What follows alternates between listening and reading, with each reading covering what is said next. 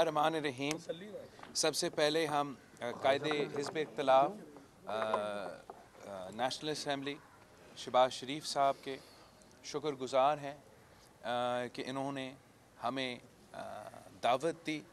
मुझे, मेरे वालिद साहब को, हम दोनों ने ये दावत कबूल किया और मेरा जनरल सेक्रेटरी पंजाब हसन मुर्तज़ा साहब भी उस दावत को कबूल करते हुए आज हम आपके सामने हैं। हम कायदे हिज़्ब इख्तिलाफ पंजाब असम्बली हमज़ा शहबाज साहब से भी का भी शुक्रगुज़ार है, मरियम साहिबा का भी हम शुक्रगुज़ार हैं और ख्वाजा साद रफ़ीक साहब का हम शुक्रगुज़ार हैं कि ये मौका फ़रहम किया। जैसे कि आपको पता है कि पाकिस्तान पीपल्स पार्टी ने भी अपने जमात की तफसील कॉन्वर्सेशंस के बाद कुछ अपने सियासी फ़ैसले लिए थे और उस सेंट्रल एग्जीक्यूटिव कमेटी मीटिंग के बाद हमारा बजट इजलास भी था और शहबाज शरीफ साहब को वो सपोर्ट दी पूरी। हम सब मिल के नेशनल असम्बली में बजट का हम मुखालफत कर रहे थे, लेकिन आज हमारा पहला ऑफिशियल इंटरेक्शन है, मुलाकात है उस सीसी मीटिंग के बाद और मैंने शहबाज शरीफ साहब से पूरा मुस्लिम लीग नून के सियासी क़यादत के सामने जो मेरा पार्टी का सोच है, जो मेरा पार्टी का राय है, जो मेरा पार्टी का प्लान है, वो भी उनके सामने रख दिया गया और उस पर तफसील बातचीत हुई है। और जो नून लीग ने और नून लीग के इत्तेहादियों ने अपने प्लान्स बनाए हैं वो भी हमारे सामने बात हुआ है और जो हमारे पार्टी के सजेशंस थे इंशाल्लाह ताला वो नून लीग के अंदरूनी मीटिंग्स में और उनके इत्तेहादियों के साथ भी बात होगा। मगर ये मेरे ख़्याल में फ़ैसला बहुत ज़रूरी था कि जो मुश्किल हालात हैं, जिस मुआशी बहरान से अवाम गुज़र रहे हैं, जिस सतह तक बेरोज़गारी, गुर्बत और महंगाई पहुँच चुका है, आज कश्मीर का सॉलिडारिटी डे है। हम हुकूमत का वुज़रा का हम देख रहे हैं वो मगरमच्छ के आंसू तो रो रहे हैं, मगर हर मौका पे, हर ख़तरा पे, हर कश्मीर के मसले पे वो ये यकजहती ना कौमी सतह पे ना नेशनल असम्बली में बना सके। और ये मुल्क की तारीख़ का पहली बार है कि कश्मीर कॉज जो हर पाकिस्तानी का दिल का इतना अहम इशू है, ये हुकूमत इतना नालायक है कि चले मईशत पे हमारा कंसेंसस नहीं बनाया, सियासी हमारा कंसेंसस ना हो, मगर कश्मीर तक वो अपना पॉलिसी पे वो जो क्लैरिटी है और जो कंसेंसस होना चाहिए वो नहीं दिखा सके। जैसे कायदे हिज़्ब इख्तिलाफ साहब ने कहा, दहशत गर्दी का जो लहर है वो फिर से सामने आ रहा है। जिस तेज़ी से इंसिडेंट्स में इजाफ़ा हो रहा है, जो पिछले कुछ दिनों में बलूचिस्तान से ख़बरें आ रही हैं, ये बहुत कंसर्निंग है। पाकिस्तान पीपल्स पार्टी का बहुत क्लियर स्टांस है जहाँ तक इंतहा पसंदी और दहशत गर्दी की बात है। सियासी सतह पर जो पोलराइजेशन हो चुका है, हुकूमत का किरदार ना लहकी ना अहली अब सब के सामने है और हम उम्मीद रखते हैं कि जो अपोजिशन के जमातें हैं, जितना हमारा वर्किंग रिलेशनशिप में इजाफ़ा होगा, जितना हमारा कोऑर्डिनेशन में इजाफ़ा होगा, उतना ही ज़्यादा बोझ, उतना ही ज़्यादा ख़तरा हुकूमत को होगा।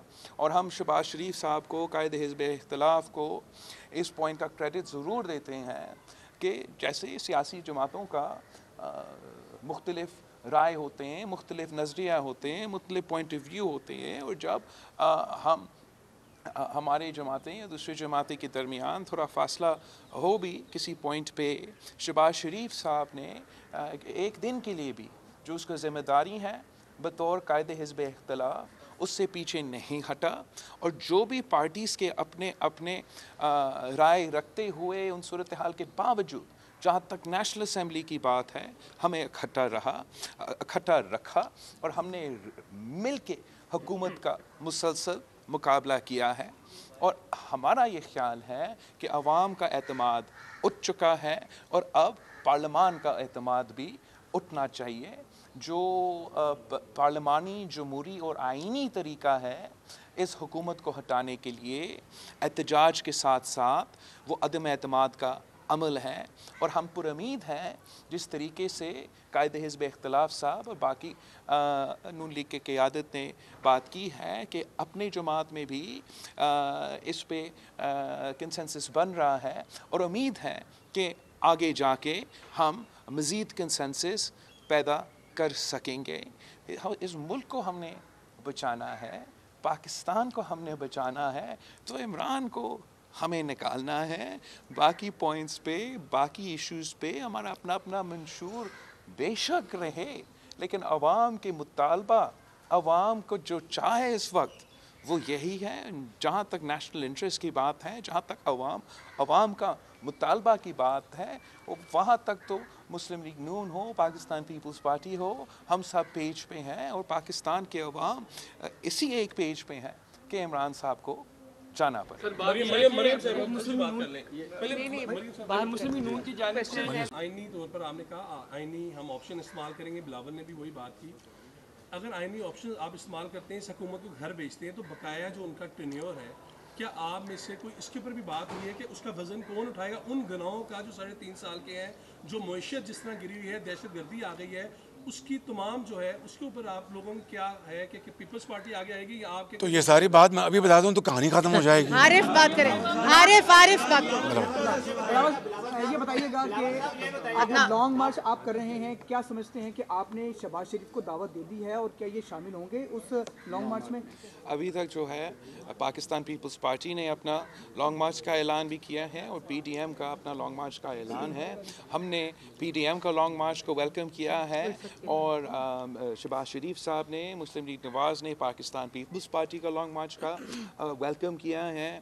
اور جیسے میں نے اپنی ابتدائی پورشن میں کہا تھا, جتنا ہمارا ورکنگ ریلیشن شپ میں اضافہ ہوگا اتنا ہی بہتر امپیکٹ ہوگا.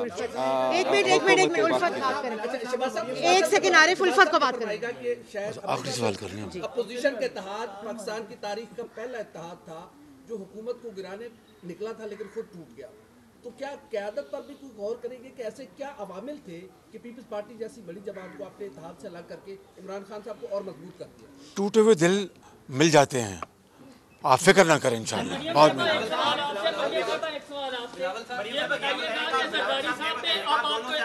ایسے نہیں کرے بات, ایسے نہیں, ایک منٹ, ایسے نہیں. بس گڑیا بس.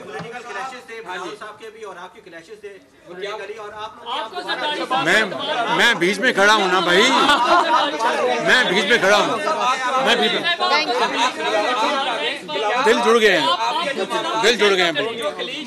دیکھیں, میں ایک بات کرنا چاہتی ہوں کہ پولیٹیکل پارٹیز کے اندر ڈفرینس آف اوپینین بھی آتا ہے, کلیشز بھی آتے ہیں, لیکن جو چیز بلاول کو, ہم سب کو, ساری پولیٹیکل پارٹیز کو جوڑتی ہے وہ ہے عوام کی مشکلات اور عوام کی ایکسپیکٹیشنز.